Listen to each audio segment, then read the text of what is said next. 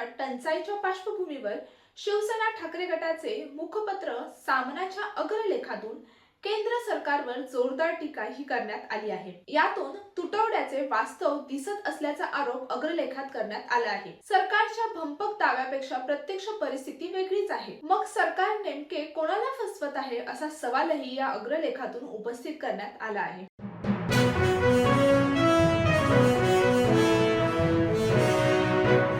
चित्रा वाघ यांनी एलपीजी पुरवठा सुरळीतपणे सुरू असल्याचं म्हटलं होतं।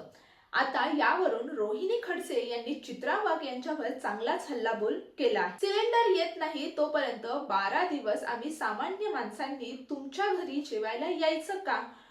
चित्राताई असा सवाल यावेळेस करण्यात आला आहे।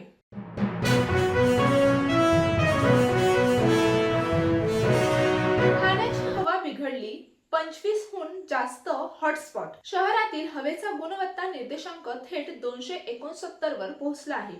विविध विकास कामांमुळे आणि धूळ यांच्यामुळे शहरात वायू प्रदूषणाची पातळी देखील प्रचंड वाढली आहे। ठाणे शहराचा जगातील अतिप्रदूषित शहरांपैकी दुसऱ्या क्रमांकाचे झाले आहे।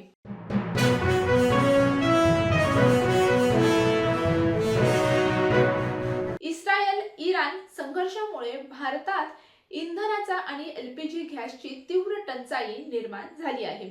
याचे थेट परिणाम सामान्य नागरिक व हॉटेल व्यवसायावर होत आहेत। गॅस अभावी अनेक जण इंडक्शन आणि पारंपरिक चुली वापरण्याकडे कल त्यांचा वाढला आहे। परिणामी शेणाच्या गौऱ्यांच्या मागणीत देखील प्रचंड वाढ झाली असून त्यांची विक्री देखील आता सध्या तेजीत आहे। या परिस्थितीने ग्रामीण अर्थव्यवस्थेलाही चांगली चालना मोठ्या प्रमाणात मिळत आहे।